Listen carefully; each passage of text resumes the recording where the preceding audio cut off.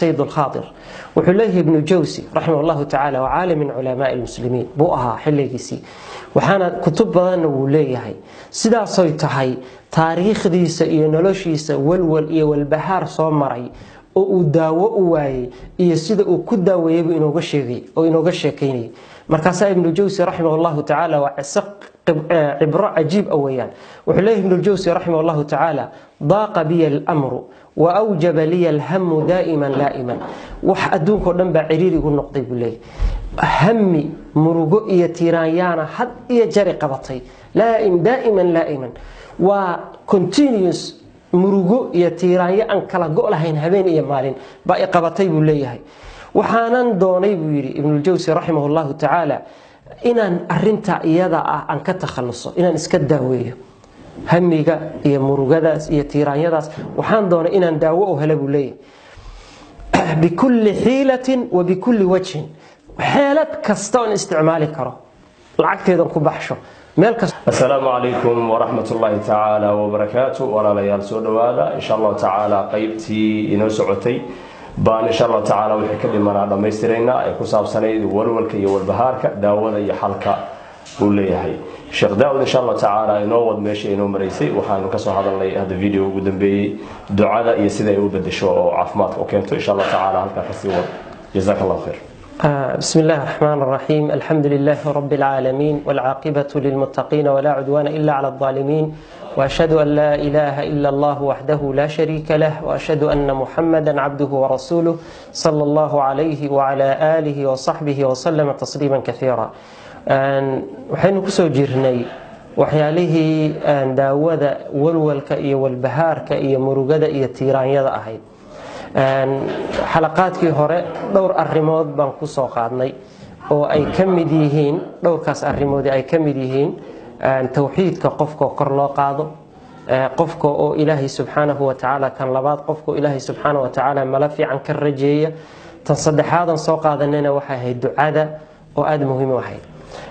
insha Allah ta'ala xalaqadan oo ati afraad oo ma taqaana aynu gallo waxaynu caawa ku soo qaadi doonaa qayb muhiim ah oo iyaduna aad iyo aad muhiim ugu ah markay noqoto ka hortagga ama daaweynta dambiyada iyo murugada taasina waxay tahay qofku inuu dunuubta uu sameeyo ka tago waxa laga yaabaa markaan nuraahna dambiga dunuubta laga tago dadka maskaxdooda inay ku soo dhacdo dunuubta waaweyn sida zinada qatlu nafsiga sarqiga shirkiga waxaa jira dunuubiya tira badan oo aan kuwa ahayn laakiin qofka hadana muslimka ah maalin dhayli uga dhacaya oo hadaanay toobada had iyo jeer jirin laga yaabo inay u aruuraan sidaas darteed rasuulku sallallahu alayhi wasallam wato xadiiska kulaha iyaakum muhaqqaraat adh-dhunub waxa idinkaga dhigayaa idinka iyo dambiyada kuwa la yareysto dambiga la yareysta wuxuu yiri wuxuu la mid yahay dad socdo oo soo degay bi batni waadin meel waadi ah soo degay oo raba inay cunto karsadaan markaasay kala tageen qof walbaaba uu xaaba doonay fajaa daabud wajaa daabud kana la leeyimid kana qoribu kana qoryaha la isku dardaray bay cuntada ku karsadeen sidaas way dunuubta yaryar ee ka dhacaysa markay isku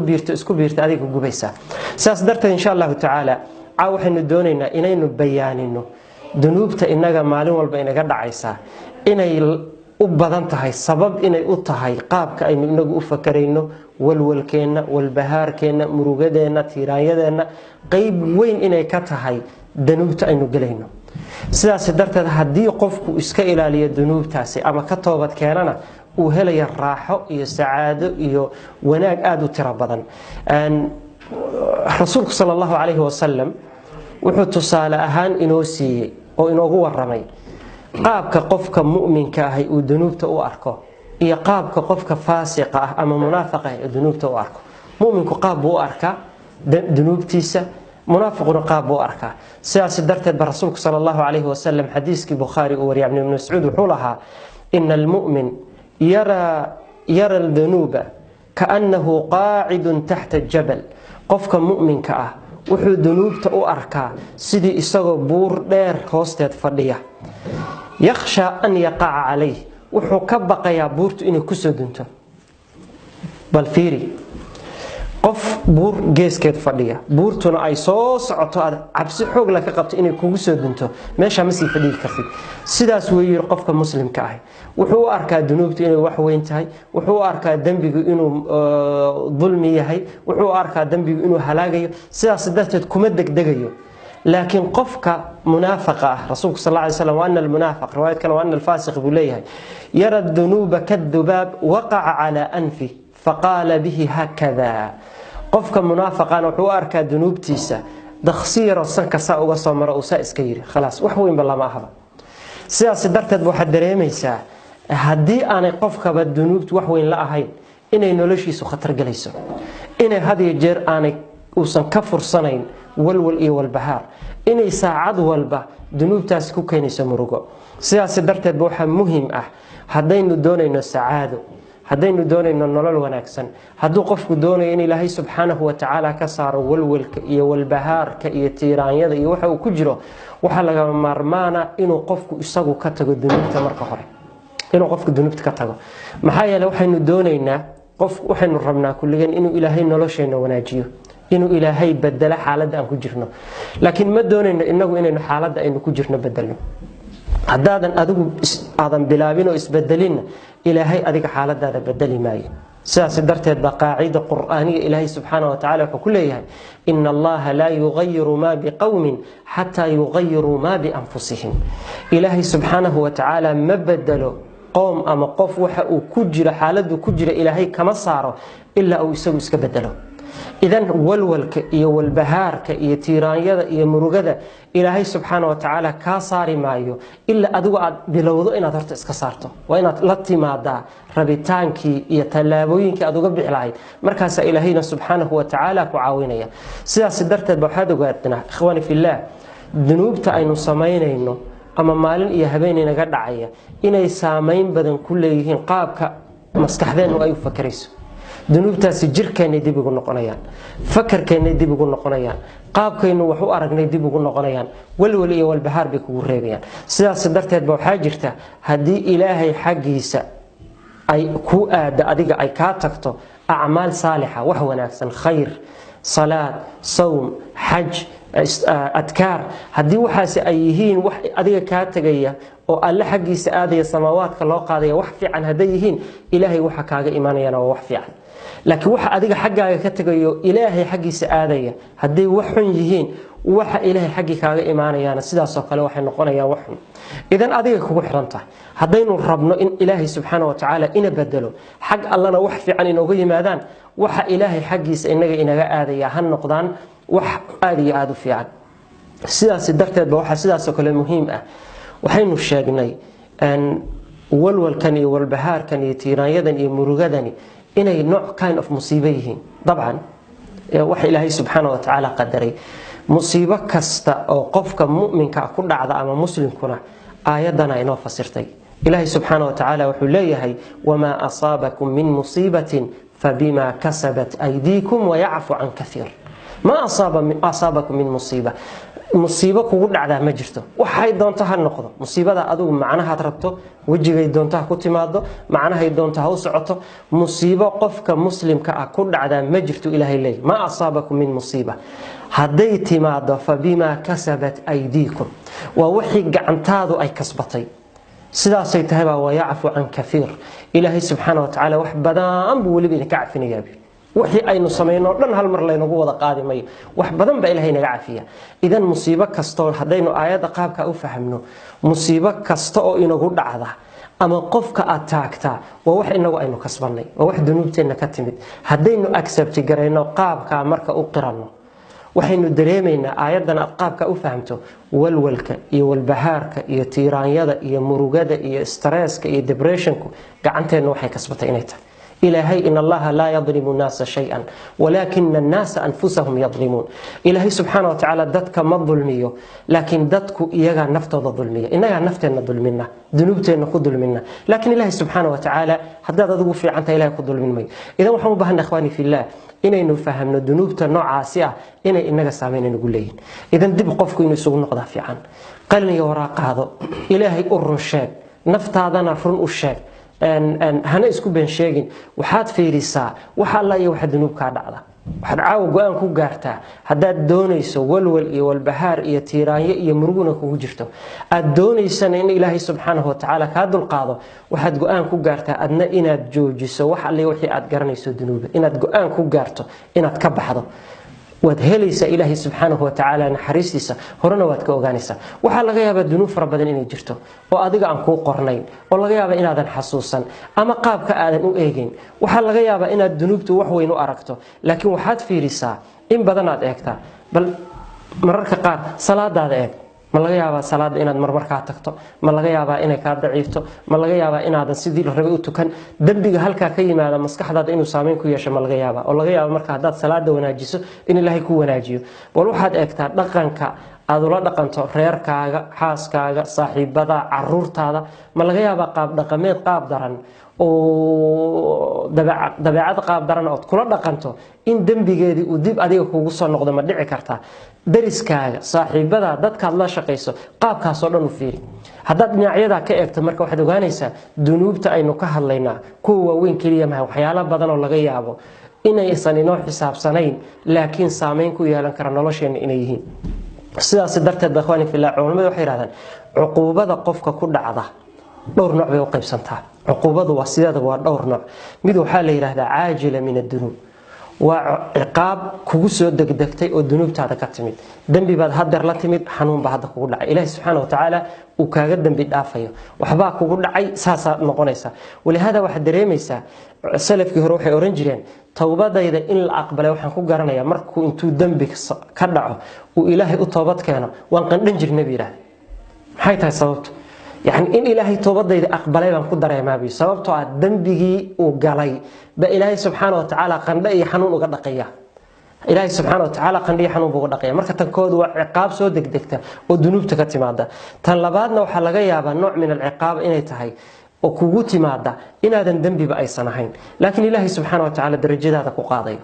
wax aadan position ama meel jannada aadan ku gaarteen soonkaaga iyo salaadaada iyo xajkaaga iyo acmaashaada ba ilaahay raba inuu ku gaarsiiyo sidaas darteed ba wax cuquubaad kugu soo dhacay xanuun ba ilaahay kugu ridaya waxba lagu imtixaamaya waxa soo dhan waxay u imaaneen ilaahay darajadaada kor u qaado walahada xadiidkii rasuulka sallallahu alayhi wasallam rasuulka sallallahu alayhi wasallam laha man yuridu allah bihi khayran yusib minhu qofkii ilaahay khayr la doono uu asiiba waxba ilaahay ku asiiba hadii ilaahay khayr kula doono musiiba kugu dhacda لأنه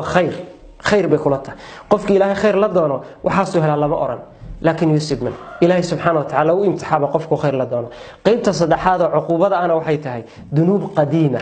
وهركا قد عدي وهداد لماته لقيا من إلهي عذابتك وعذاب لها إن الدون كان لقايا قوي وحر بري هركا دعي لقايا جريا وإلهي سبحانه وتعالى نعرستي سؤدوني إنه الدون كان كاجرة إذا أنه فهمنا أخواني في الله dunuubtu inay tahay sababaha ugu waaweyn ee hamiga iyo murugada iyo tiiraanyada iyo waxa keeni karay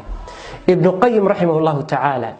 ayaa isagoo sida ka hadlayo oo ishaaraya inay dunuubtu tahay ciqaab inagu keeni karta inaga fikirka noocaas oo kala ah ama dareenka ah inaynu walwalno walbahaarno dunuubta inay kugu keeni karto ayuu wuxuu lahaa alghumum walhumum walahzan wadiq hamiga iyo tiiraanyada iyo murugada iyo adigoo dhan oo xaniban oo laabtoo dhan ku tahay diiqa uqubatun muajjala wa uquba ilaahi kugu soo dadajiyay adduunkan wa naarun dunyawiyya iyo naar adduunkan lagu keenay waa uquba kugu soo degdegto dambigaaga ah iyo naar ilaahay adduunkan kugu keenay wa jahannama haadira an jahannama hortaada taagan weeyulay idan waxa dareemaysa inay kulli ka iimaanayaan dunuubtoona sidaas darteed waxaad ogaataa qof kasto dambi la yimaada ida male exception male ilaahay subhanahu wa ta'ala waa ka jara ibn hazm iyo غيركii waxay oran jireen قانونك إلهي سبحانه وتعالى الدون كان كردقه أيا وحيتهاي آيادا إيادا من يعمل سوءا يجس به قفك حمان لي ماذا ولغا أبا المرينية من بيت الآيات والنكرة من قفك دونها النقطة مسلم مؤمن منافق كافر يهود جوش إيثيست أن دين بآمن سنين وحد دون تأهو الدون كان ما كنا شيء بني آدم متاهي قانونك إلهي عالم كان كردقه وحيتهاي من يعمل سوءا يجس به qofkii xumaan la yimaada oo xumaani ka dhacdo xumaantiisaas ilaahay subxaanahu wa ta'ala ka abaal marinaya aayada horaanteeda hadaad fiiriso way ku sii sharaxaysaa ilaahay subxaanahu wa ta'ala qaybta hore aayadan wuxuu ku lahaa laysa bi amaaniyikum wala amaaniy ahli alkitab man ya'mal su'an yujsa bih ma aha adiga muslimiinta ay diidiladiina ma aha adduunku diidiladaada iyo waxa adigu rabta iyo saad fakaraysa kuma socoto wala amaaniy ahli alkitab amaaniga ama diidilada ahli alkitabka yahuudiya nasaaradana kuma socoto laakiin qaabka ilaahay caalamkan u wada waxay tahay man ya'mal su'an yujsa bih qofkii xumaan la yimaada waa laga abaal marinaya idan waxaan ka dareemayna aayada man ya'mal su'an yujsa bih xumaan kasto inaga dhacda in laynaga goynayo dunuubta walwalka iyo walbahaarka iyo tiiraanyaduna inay qayb un ka yihiin dunuubta aynu samaynayno haddaynu rabno iyaga inaynu yaraynana oo walwalka iyo walbahaarka inaga yaraadana waxyaalaha ugu horeeya aynu rabno inaynu samayno inay tahay inaynu dunuubteena yarayno ka toobadkeena samaynteedana ka harno kuwii horena ka toobadkeeno sidaas darteed ba waxaan sheegaynaa soo qaadaynaa tusaale caalim kamid ah culimada islaamka ابن الجوزي رحمه الله تعالى وحو قصة كشي كتاب كيس سيد الخاطر وحو له ابن الجوزي رحمه الله تعالى وعالم من علماء المسلمين بؤها حليكيسي وحانا كتب بدن وليهي سدا سويتهي تاريخ ديسا iyo noloshiisa walwal iyo walbahaar soo maray oo uu daawo u waayay iyo sida uu ku daaweeyay inooga sheegay oo inooga sheekeynay markaas ibn الجوزي رحمه الله تعالى وعسق عبرة عجيب أويان وحليه ابن الجوزي رحمه الله تعالى ضاق بي الأمر وأوجب لي الهم دائما لائما وحدون كردن بعريري يقول نقضي بليه همي مرقو يتيرانيانا حد يجري قبطي لائم دائما لائما وكونتينيوس مرقو يتيرانيان كلا قولهين هبين إيا مالين باقي قبطي بليه وحانان دوني بيري ابن الجوزي رحمه الله تعالى inaan arinta iyada ah aan ka takhaluso inaan iska daaweeyo hamiga iyo murugadaas iyo tiiraanyadaas waxaan doonay inaan daawo u helo buleey bikulli hilatin wa bikulli wajhin xeelad kasta oo isticmaali karo lacagteedan ku baxsho meel kasta oo tago qaab kasta ay noqotaba inaan iska daaweeyaan ku talagalay buleeyahay fama ra'aytu at-tariqa lil khalas ma aanan helin buleeyahay qaab aan ku xaliyo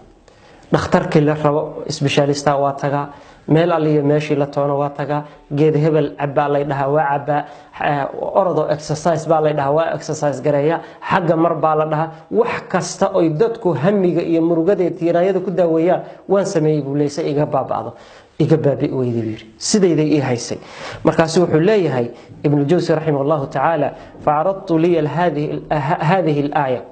fa'uridat li hadhihi al-aya waxa marka hortimid aayadan iyada ah soo quraanka akhrinayo waman yattaqillaha yaj'al lahu makhraja ويرزقه من حيث لا يحتسب ومن يتوكل على الله فهو حسبه إن الله بالغ أمره قد جعل الله لكل شيء قدرا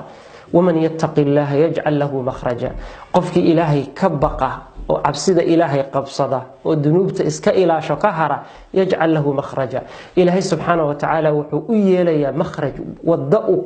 dhib kasta uga baxo problem kasta iyo dhib kasta iyo ham kasta qabsada ilaahay waa ka saaraya ويرزقه من حيث لا يحتسب إلهينا وحو كإرساقيا ميل أن أوسن فيلين بركاسة آيات آخر كودو حليهي قد جعل الله لكل شيء قدرا إلهي شيء كستقدر بؤيالا وقته يسوق لما يجرت وكتر على الله سبحانه وتعالى وقته الله مركو يمادن إله سبحانه وتعالى وكاد القاضية ابن الجوزي رحمه الله تعالى وحليهي فعلمت أن التقوى سبب لمخرج من كل غم وحن مركا أوغادن آيادا كفهمي تقوض إني تحي سببت كلي مروغو يتيران يكستان وقبحي كرين لهي كبقى سببت كلي التشريجي أو هبان أو قرآن كقصة أرت أو نمبر 1 إني تا إلهي سبحانه وتعالى كبقوير فما كان إلا أن هممت وير markaan hamiyay hada ogow wali ma samayn markaan ku tala galan go'aansaday in aan maanta laga bilaabo U10 sameeyo oo noloshayda wax badan ka bedelo oo qaabka aan u noolahay qaabka aan u dhaqmahay aan iska bedelo markaan sida go'aan ku gaaray buu yiri bitahqiiqi taqwa fawajadtu al-makhraj isla markiiba waxaan helay buu yiri khalaas wadadii hamiga looga baxay ilaahay subhanahu wa ta'ala wuxuu dhan ka dul qaaday illa uu noqday caalim kamida culumta caalim min ulama al-muslimiin kamida illa uu noqday laakiin tajribadaas waxay ku tusaysaa wax kasta oo wax lagu daaweeyay ninka uu soo qaatay dhinac kastana wuu maray laakiin markuu ilaahay isku dhiibay taqwana la yimid allana subhanahu wa ta'ala ka baqay ilaahay subhanahu wa ta'ala wuxuu dhan ka saaray idan ikhwani fillah waxaan u baahanahay inaynu ogaano dunuubtu inay tahay waxyaalaha ugu daran uguna horeeya ee qofka ku keeni kara walwalka iyo walbahaarka inay ka yaraadaan qaybta koowaad inay ka tahay inaad dunuubta dib uga baxdo sidaas darteed culimadu waxay sheegtaa dambiyada aynu sameynayno raadka ay qofka bini aadamka ku yeelan karaan dambiga maalin walba inaga dhacaya raadad badan buu ku yeelan karaa raadadka dambiga qofka ku yeesho waxa kamida inuu qalbiga qofka dilo ama mayd buu ka dhigaa waa baabasha ama aad buu u liidiyaa qofka qalbigiisa waa liitaa waxa ku dhac xanuunadana waynu sheegnaa nafsaday ku dhacaan iyo qalbiga sidaas darteed dunuubtu qalbigaaga bay burburinayaan markay qalbigaaga burburshaana walwalkii walbahaarku waa kugu badanaya sidaas darteed wato ilaahay subhanahu wa ta'ala la thumma qasat qulubuhum min ba'di dhalik fahiya kal hijarati aw ashad qaswa wa inna min al hijarati lama yatafajjaru minhu al anhar wa inna minha lama yashaqqaqu fayakhruju minhu al ma wa inna minha lama yahbitu min khashyati Allah qalbiyadoodu waa madoobaadeen bir qasway noqdeen فهي كالحجارة أو أشد قسوة سيدا دغخو كلay noqdeen ama way ka sii darnaadeen dhagxaanta sidoo kale way ka sii darnaadeen sidaas darteed dambigaagu qalbigaaga ayuu saameynaya xadiiskii rasuulka sallallahu alayhi wasallam wakiilaha innal abda idha akhta'a khati'a nukitat fi qalbihi naktatan sawda qofku markuu dambi ka dhaco qalbigiisa waxa lagu calaamadiyaa calaamad yar oo madow dhibic yar oo madow ba qalbiga ka fuusha haduu sii wado oo dunuubkii kala sii wada dhibic kale ilaa qalbigiisa dhan ay wada daboosho dhibcahaas oo qalbigiisa dhan dabalsamo waana raankii ilaahay subhanahu wa ta'ala bi rasuulku quraankiisa ku sheegay oo laha kalla bal raana ala qulubihim ma kanu yaksibun idan qulubta dunuubta qalbiyada inay burburinaysa waxa kamida atharteedo kale dunuubtaasi in ay nimcada qofka ka qaado nimcada ugu weyn ee ugu naafican qofku haysta waa caafimaadka haddaad caafimaadkaaga weydo malaayiin dollar haddaad haysto waxba ku tarimayso wallahi inaan waxba ku ahayn haddii walwalkii walbahaarku kaa bato milyan haddaad balaayiin haysato adduunka oo dhan mulkinayso waxba kuuma aha waxa kaaga fiican daqiiqad kaliya istiraah ku noolaato idan dambiyadu waxyaalaha ay la yimaadaan waxa kamid ah qofka waxay ka qaadaan ilaahay nimcadiisa zawaalu nicmatillahi subhanahu wa ta'ala ma jirto yani qofku albaab kasta oo furo ka soo xirmaya مشروع كستو بلابا وخرمية مال كستو آدا وحوي وكهر إيمانيسا دربية ووين بكهر إيمانية سياسي درت الإله سبحانه وتعالى وقولها ذلك بأن الله لم يكن مغيرا نعمة أنعمها على قوم حتى يغيروا ما بأنفسهم إلهي مبدل النمعاء قلسي إلا أيغو إسبدلان الدنب لي ماذا مركز إلهي نمعديس سبحانه وتعالى كسيبا حديث علماء بدن حسن كدقان رسولك صلى الله عليه وسلم يري إن العبد لا يحرم الرزق قفك أدونك رزقه إلهي قريبا لغا حرميا دوغو رزقيسي با لغا حرميا بدنب يصيبه dambi uu galay darteed ba ilaahay subhanahu wa ta'ala arsaaqdiisa oo dhan uga xanibaya idan risqiga waxa kamida caafimaadka risqiga waxa kamida nolosha fiican waa nooc risqiga ilaahay kamida waxa laga xarimaya marka caafimaadkii iyo farxadii iyo didiiladii khayr aljazaa insha Allah ta'ala wala la ilaahay waxa ka bariya subhanahu wa ta'ala inuu dambiyadeena naga dheereeyo naga fogeeyo inaan ka toobad keenana oo nagu ilhaamiyo nagana caafiyo Allah subhanahu wa ta'ala dambiyada ku cabsida Allah ku dadaalana oo nagu daro ilaahay subhanahu wa ta'ala كلش بآذي أحبك كيني ماي قرآن كيسليه برا سورة محافظ كرا حديث بيسليه قبل هالحب ما صنعين كرا علمي قرنا وكحرم مية ولهذا إلهي سبحانه وتعالى وكيلها واتقوا الله ويعلمكم الله إلهي كبق إلهي مركع بري مركو قف إلهي كبق إلهي أفريا وحبر شذا ابن مسعود رضي الله عنه أياه أورنجري إني لأحسب أن رجلا ينسى العلم وحن أنور رجينا يا بير أن آدي يعني أضنية إن قفك هالمامي علمي أوبرتي بعلم يعلمه بذنب يعمله dembiga uu samaynayo inuu cilmigiisa hilmaansiinayo. idan dunuubtani haddaad dhinacyo badan ka fiiriso waxa weeyaan nolosha qofka oo dhan bay burburinayaan. raaxada iyo naxariista kuu diidayaan iyo didiiladay ka saarayaan, farxadda qalbigaaga ka baxaysa. haddaad marka walwalsan tahay oo aad qabto walwal fara badan oo uu kugu badan yahay dunuubta iyada markaad iska sii daysaba ana ka toobad keento, ilaahay subxaanahu wa tacaala noloshaada waa bedelaya, raaxada iyo waa dareemaysaa. insha allahu tacaala la socda kiliibka kan ku xigoon sii wadi doono. nas'al allaha subxaanahu wa tacaala alcafwa walcaafiya. جزاك الله خير الجزاء إن شاء الله تعالى ولا لا إله وحك بريه سبحانه وتعالى إنه ذنبينا نقدر يريه ونقفوجيه إن كتوبت كنا نقول إلهاميه نقنا عافية الله سبحانه وتعالى ذنبينا نقول عبسده الله كده دارنا ونقدر إله سبحانه وتعالى.